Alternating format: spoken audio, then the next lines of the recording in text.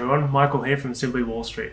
So for this week's article, we focused on Palantir, and for those of you who don't know, it's a software company that provides data analytics to its customers, and its customers range from agencies within the US government to large-scale organizations.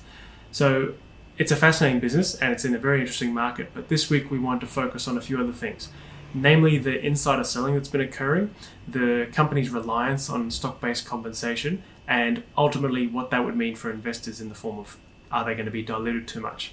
So for the insider selling, it basically occurred because of the way the company went public. It went public through a direct listing route rather than an IPO process. And that basically just means that rather than issuing new shares, which happens in an IPO, existing shareholders and investors were able to put their shares up for sale instead to the new, broader, wider market. And the other more recent selling that's been occurring past the direct listing date was through stock-based compensation. So as employees are paid in stock, they then sell the shares, and that's why they're selling, because they're basically just realizing the gains from that compensation that they're receiving, which just so happens to be in the form of stocks.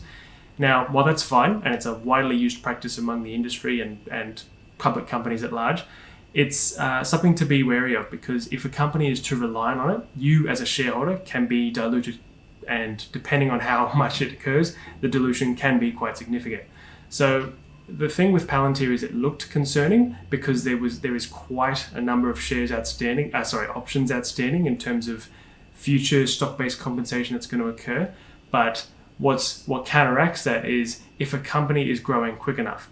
So while dilution might occur and your slice of the pie decreases, if the size of the pie itself, i.e. the value of the company, increases at a much faster rate or a faster rate in general, then the dilution is less of an issue because ultimately you're still in a net positive situation.